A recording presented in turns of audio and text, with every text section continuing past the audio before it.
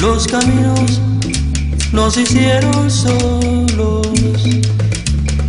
Cuando el hombre dejó de arrastrarse,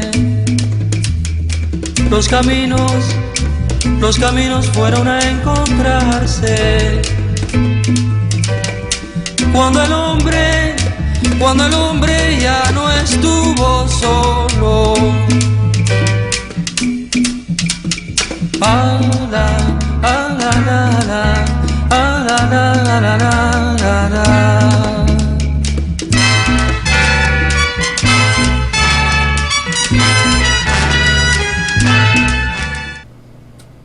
Amigos, muy buenas noches. Les saluda su anfitrión Juan Luis Gálvez Santizo, médico artista con 40 años de ejercicio profesional y 46 en el arte. Quiero decirles que el virus de esta enfermedad es un coronavirus. Un virus en general mide entre 20 y 300 nanómetros de diámetro. Un nanómetro es una 10.000ª parte de un metro, una cosa muy pequeñita. Este virus en general, los virus pues en general se caracterizan por necesitar, para poder sobrevivir, son partículas de ADN o RN rodeadas de una cápside de proteínas, pero necesitan para sobrevivir parasitar células, aprovecharse de su ácido nucleico para replicarse y vivir. No pueden vivir en el ambiente, tienen que estar en células animales o vegetales para poder tener tener vida. Por eso es que mucho cuidado cuando les digan a ustedes que los virus están en el ambiente, que no pueden salir a la calle, que no pueden salir a hacer ejercicio, que tienen que estar confinados completamente. Vamos a ver más adelante qué es lo que se tiene que evitar y qué no se tiene que evitar. Pero un virus es eso, un virus necesita eso. Puede estar en ambientes cerrados, sí puede haber una gran cantidad de partículas virales en el ambiente cuando todo está cerrado, hacinamiento, etcétera, como vamos a ver más adelante. El concepto de enfermedad, la sintomatología, el tratamiento y la prevención. Entonces, los portadores asintomáticos merecen un capítulo muy importante, porque se ha visto cómo hay muchos pacientes que no tienen síntomas y son positivos al hisopado para coronavirus. Estos pacientes, si no tienen síntomas, si no tienen tos, si no tienen secreción nasal, estos pacientes no son contaminantes, salvo que estos pacientes compartan un alimento con su saliva, contaminado con su saliva a otro, a su pareja, por ejemplo, o a un hijo, etcétera. Ahí pudieran contaminar, o pudieran hacerlo si hablan de cerca y con la voz pues pueden tirar miles de partículas virales e infectar. Pero si se aíslan y pasan la enfermedad solo con un tratamiento paliativo, no habría problema. No son en sí personas contaminantes, pero eso sí se tienen que poner en cuarentena, en separarse de la familia en general, y no necesitan un tratamiento hospitalario. Los síntomas de la enfermedad del coronavirus, vemos que es un virus que existe desde hace mucho tiempo. Por ejemplo, yo en los años 80, cuando comencé mi carrera, ya oía hablar de coronavirus. Sin duda este es un coronavirus que se ha también hablado mucho, se ha dicho mucho, de que fue hecho genéticamente con un propósito político, etcétera, pero de lo cual no hay ninguna constancia, ninguna prueba científica, y este tema que hoy trato con ustedes es científico. no puedo yo señalar cosas que no me constan. Entonces, el virus en sí es posiblemente tiene algún tipo de mutación o algo así que lo hace un tipo de virus, el COVID-19, un tipo de virus sumamente tóxico, sumamente infeccioso, invasivo. Sin embargo, no se comporta así, como repito, en todos los pacientes. Los pacientes que llegan a la emergencia o que están en su casa y comienzan con síntomas respiratorios, tos, secreción nasal, hay dos datos muy importantes: la anosmia y la falta de gusto por el alimento. Anosmia es cuando no sentimos olor, perdemos la capacidad de sentir olor, y la falta de gusto por los alimentos es porque las células tanto de la mucosa nasal como de las vías respiratorias, de la boca, las células gustativas que tenemos en la lengua, han sido dañadas por estos virus. Esos son dos signos muy importantes, característicos de esta enfermedad, aunque se ven en otras enfermedades virales.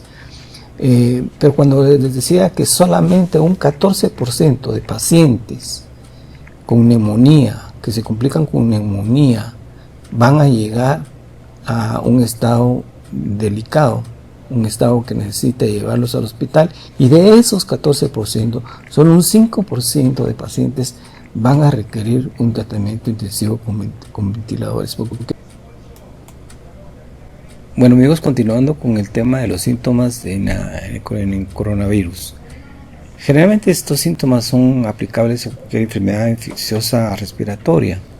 Estas partículas infecciosas, en este caso coronavirus, entran por la nariz o por la boca. Esa es la vía de entrada. Actualmente se ha estado usando una especie de careta para proteger los ojos, pero los ojos tienen sus mecanismos de defensa específicos y científicamente no hay nada válido en relación a que el microorganismo, o sea el coronavirus, entre por los ojos. Eso quiero que quede muy claro. Según mi opinión, no tendría que ser así. Pero esa careta tiene una función muy importante y yo quiero mencionarla al finalizar la plática esta. Entra entonces a nivel de la nariz, y los síntomas que nosotros vamos a ver en este tipo de infecciones obedecen a una serie de mecanismos de defensa que los seres humanos tenemos en nuestras vías respiratorias. Por ejemplo, aquí tenemos en la nariz una vellosidad muy importante y que siempre está húmeda, una mucosa húmeda. Recordemos que esto es mucosa porque está húmeda, se le llama así, igual la boca. Todo lo que está húmedo es mucosa. Se le llama epitelio a lo que está fuera del cuerpo y endotelio a lo que está dentro de paredes internas del cuerpo. Pues este endotelio está también tapizado de células proinflamatorias, que la inflamación es el mecanismo que utilizamos para atacar al agente extraño, que puede ser un antígeno, puede ser un virus, puede ser una bacteria, puede ser diversa cantidad de agentes extraños. Entonces el virus entra por esta vía. Entonces aquí se explican los estornudos, la secreción nasal, nos tocamos la nariz, nos pica y nuestras manos se vuelven agentes contaminadores importantísimos, si no es que nos la lavamos inmediatamente y tenemos ese cuidado. Quisiera mencionarles algo muy importante porque sirve para la prevención, en el tema de la prevención, y es en lo referente a los fómites. Fómites, cualquier objeto que nosotros tocamos con esas manos contaminadas después de habernos tocado la nariz, por ejemplo las manecillas de las puertas, la llave del grifo de lavamanos, las llaves del carro, el teléfono ahora, el teléfono celular. Entonces, si nosotros estamos tocando eso y lo toca otra persona y esa persona por cualquier situación casualmente se toca la nariz, ya se contaminó, ¿ya? Entonces eso se llama fómites. Fómites son objetos que nosotros contaminamos con nuestras secreciones. Esas secreciones se dan porque esas secreciones, ese moco sirve para atrapar esos virus y esas bacterias. O sea, hay una razón de ser. Y el estornudo es para sacar ese agente extraño que se expulsa. Se ha demostrado que un estornudo tiene más o menos la fuerza promedio de 200 kilómetros por hora, casi parecido a un huracán promedio. Entonces, para que se den cuenta ustedes por qué es que estornudamos con tanta fuerza, es para limpiar la nariz.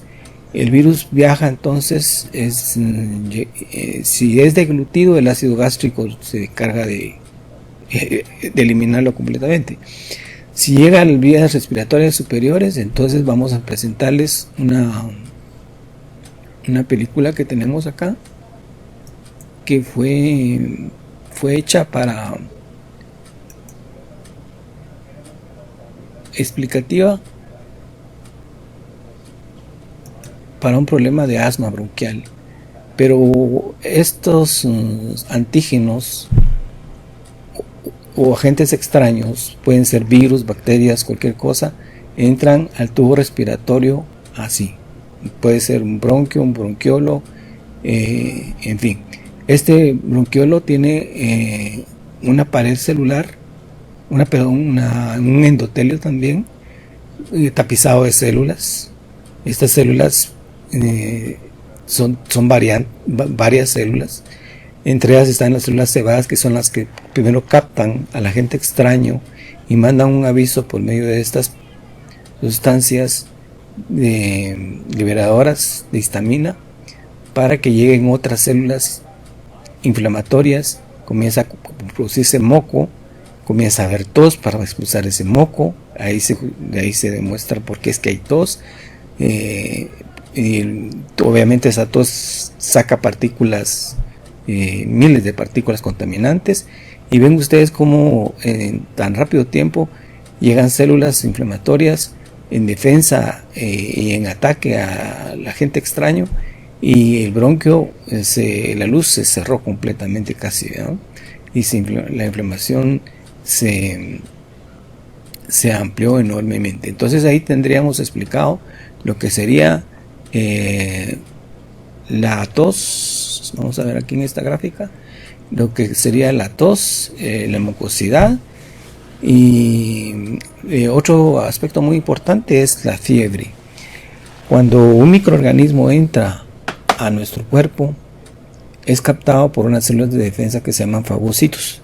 El fagocito es una célula de ataque suicida, es decir, él ataca al microorganismo y se muere. Al morir se libera una sustancia que se llama pirógeno endógeno, que va al hipotálamo, que se encuentra más o menos aquí en el centro del cerebro, y en ese hipotálamo se produce la orden por vía aferente, fibras nerviosas aferentes a las terminaciones nerviosas alrededor de los folículos, de los poros de la piel. Se cierran los poros como si usted cerrara las ventanas de un cuarto. Aumenta la temperatura en nuestro cuerpo de 37 a 38, 39, 40 grados. Y eso hace... ¿Cuál es el objetivo entonces de la fiebre? Ese es el mecanismo fisiopatológico de la fiebre. Pero ¿por qué? ¿Para qué es la fiebre? Es uno de los mecanismos de defensa más maravillosos que tenemos. El objetivo es que estos virus o bacterias, o mayor parte de agentes infecciosos, cada segundo se dividen en dos. Primero, en el caso de la bacteria que tiene núcleo, que es una célula, el núcleo se divide en dos y después el citoplasma. El virus pues tiene una multiplicación más rápida. Entonces, al tener nosotros temperaturas de 38, 39, 40 grados, esa multiplicación no se da. Entonces no podríamos entrar a competir con un microorganismo que se está multiplicando a velocidades tan grandes como las antes mencionadas. Entonces, esa es la fiebre.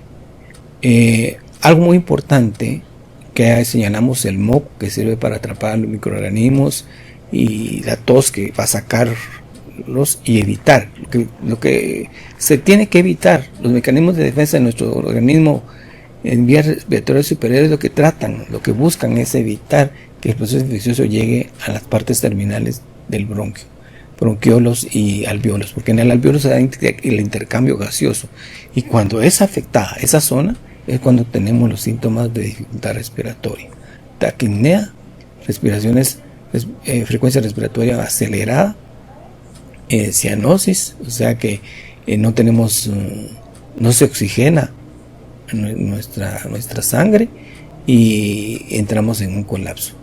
Se ha demostrado que solamente de un paciente COVID positivo que llega a un hospital con sintomatología de estrés respiratorio, dificultad respiratoria y todo, la evaluación de la utilización de músculos accesorios que hacen que haya retracción external, se le hunde aquí, respira así, hay tiraje intercostal. Eso puede demostrar que el paciente está con frecuencia respiratoria alta, no porque está asustado, que puede ser también el miedo, el pánico puede producir taquicardia, taquipnea. No es solo por eso, sino que sí hay compromiso ventilatorio. Entonces, pero las estadísticas actuales responden a que solo un 14% de pacientes que se van a convertir en una neumonía por coronavirus, solo el 5% van a necesitar una asistencia respiratoria más compleja. Eso es un dato muy importante. Otro dato muy importante en la sintomatología de esta enfermedad está, hemos visto que los síntomas se agravan, o los pacientes más delicados somos los pacientes que frisamos ya a ciertas edades, arriba de los 60, 50, en fin. Pero hemos visto últimamente muchísimos jóvenes que lamentablemente fallecen o entran en cuadros severos por coronavirus, pero nadie lo menciona. Por eso les hablaba de los medios de comunicación, que no sé qué les pasa, porque nadie menciona esto, que es muy importante. Hay muchos fumadores, se está fumando mucho, no se ha dejado de fumar, se está usando mucha droga, se está usando especialmente marihuana. Hay infinidad de gente que usa marihuana. En los call centers, ustedes ven a los muchachos afuera para quitarse el estrés y en ellos fumar, pero niñas, jovencitos fumando, no importa que sean jóvenes o no. El cigarro es la muerte para cualquier persona a cualquier edad. El alcohol también tiene efectos nocivos, inmunosupresores y de otro orden. Entonces quiere decir que estos pacientes jóvenes podrían tener una justificación, el lamentable fallecimiento de ellos por coronavirus, porque el cigarro lo que va a producir es que estos cilios que se mueven así para sacar las secreciones, ayudan a sacar las secreciones de los bronquios, se paralizan con el humo del cigarro. En el caso de pacientes que estén utilizando cigarro por mucho tiempo.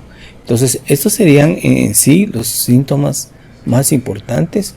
Yo quería hacer un señalamiento muy especial sobre los cilios de las vías respiratorias superiores, su función fundamental, y cómo son afectados por el cigarro. Entonces, si nos preocupa padecer coronavirus, si nos preocupa enfermarnos de esta enfermedad, como hay mucha gente ahorita que está muy asustada, y somos fumadores, dejemos de fumar, por favor. Dejemos de fumar. Dejemos de estar ingiriendo licor también. No estamos para esas gracias. Yo creo que una ley fundamental hubiera sido el cierre o la prohibición de la ingesta alcohólica y venta de cigarro. Resumiendo con la sintomatología del coronavirus, vamos a ver que nos va a dar una sintomatología semejante a muchas infecciones respiratorias agudas, severas, solo que lo que hemos visto, lo que se ha visto a nivel mundial, es la complejidad o la alta incidencia de complicaciones, donde se ha señalado como fuertes candidatos o de mal pronóstico a las personas de la tercera edad que les da esta enfermedad, especialmente aquellas que tienen comorbilidades como diabetes, hipertensión, principalmente. Yo quisiera compartir con ustedes ciertas ideas muy particulares.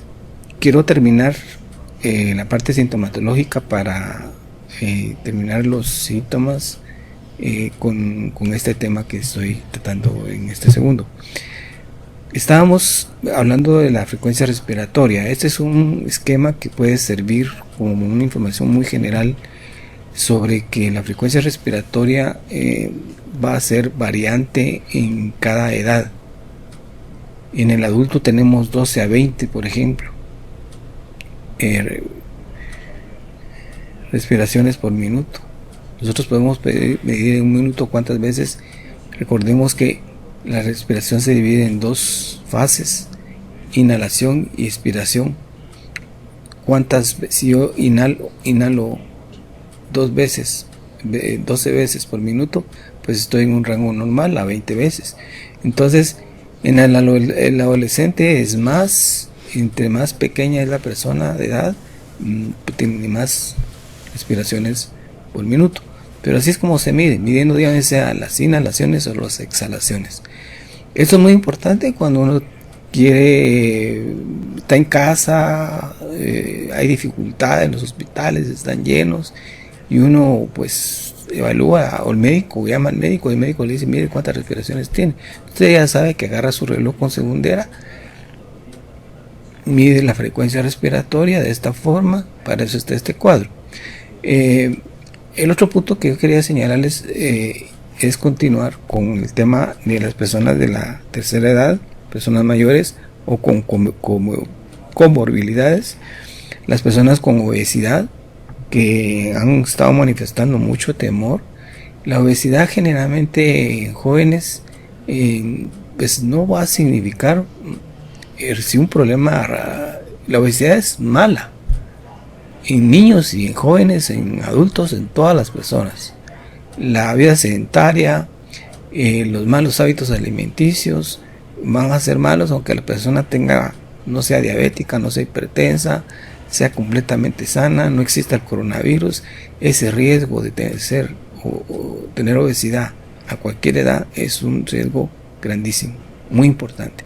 Tenemos que desaparecerla a través del ejercicio y una dieta más sana. Entonces, sin embargo, ha habido información de que la obesidad en sí es un riesgo.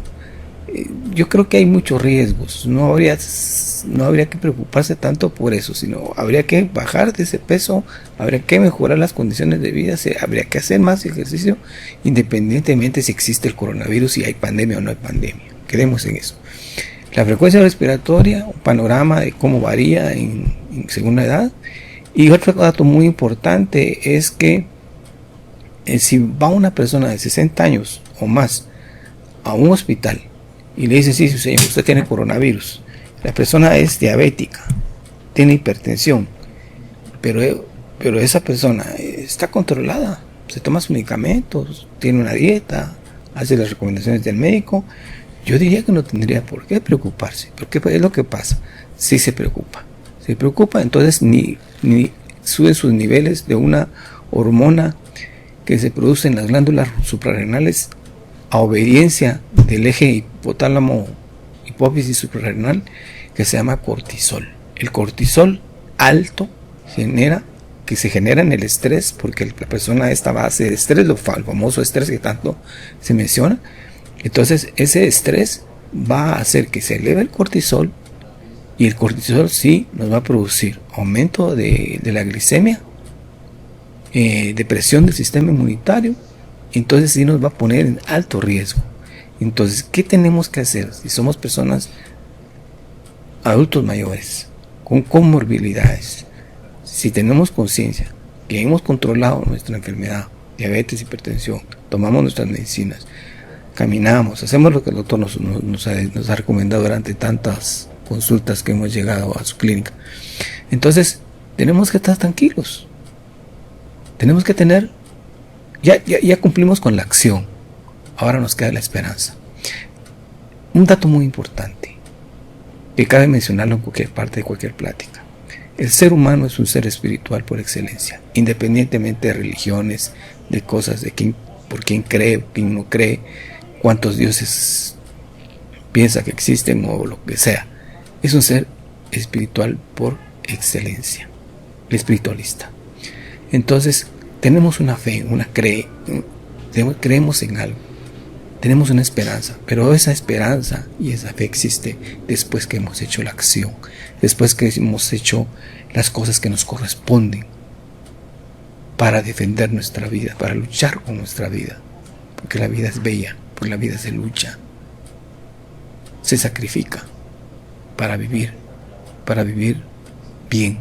Entonces, esta persona, adulto mayor, debe sentirse tranquilo, posiblemente nada le va a pasar. Y ya lo hemos visto personas salir de 95 años después de un COVID, se ha visto en diferentes países. En Guatemala creo que tenemos algunos casos, en fin. Entonces, esta sería la sintomatología. Cortisol, muy importante. Muchos expertos están señalándolo como un predictivo de complicaciones en pacientes adultos mayores, ya que pues se eleva por el estrés. Entonces hay que estar tranquilos. Sabiendo esto, hay que estar tranquilos y no pensar que los hospitales están llenos o no nos van a atender. Lo que pasa es que están haciendo el famoso triage de qué es lo que hay que hacer. El paciente grave se marca en rojo, el paciente está muy grave, rojo. Verde, el que está moderado, pues puede incluso manejarse en su casa. Y amarillo, el paciente que está, amarillo, el que está moderado. Y verde, el que puede regresarse a su casa y estar en cuarentena con tratamiento paliativo, más que todo. No necesita mayor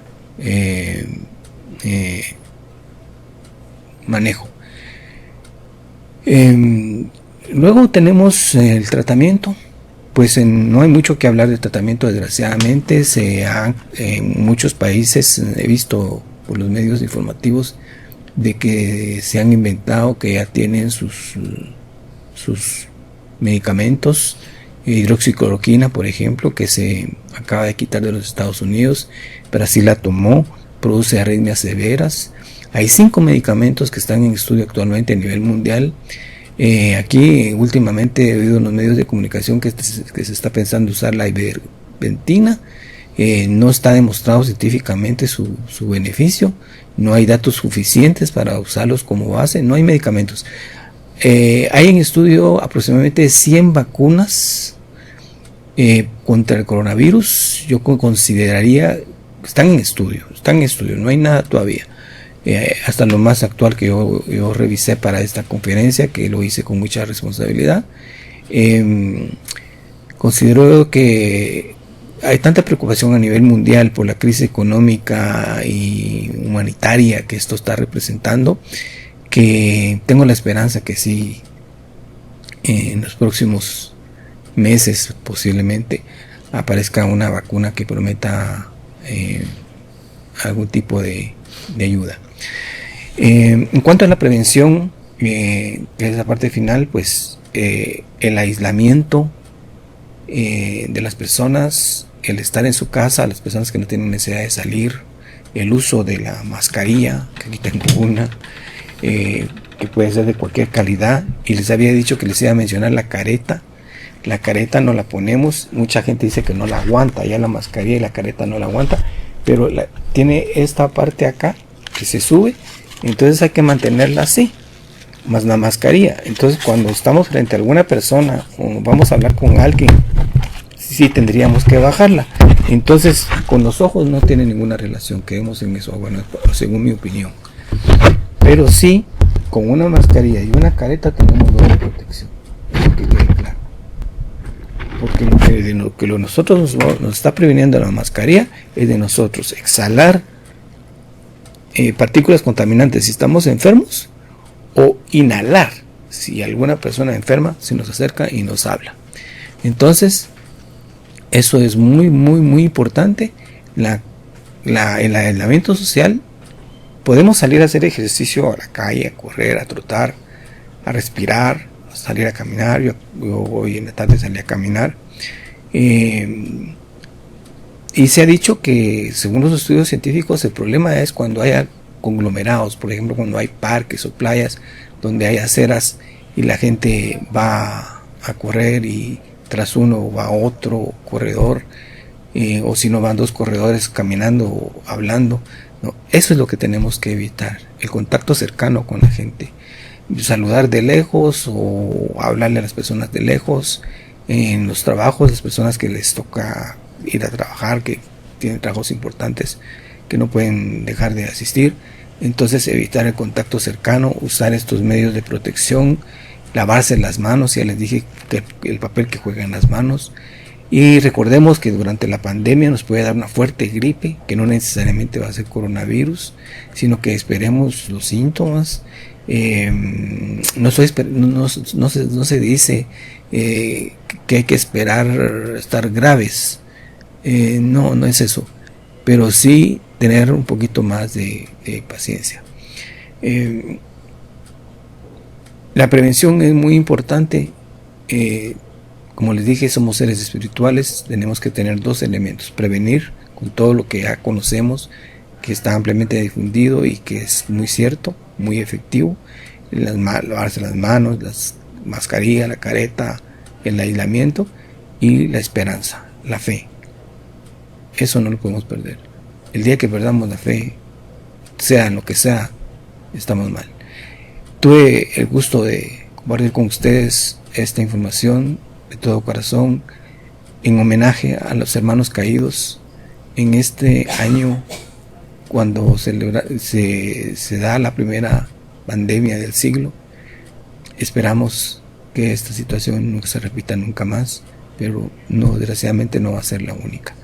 Así es que, amigos, muchas gracias por su atención. Juan Luis Gálvez se despide de ustedes.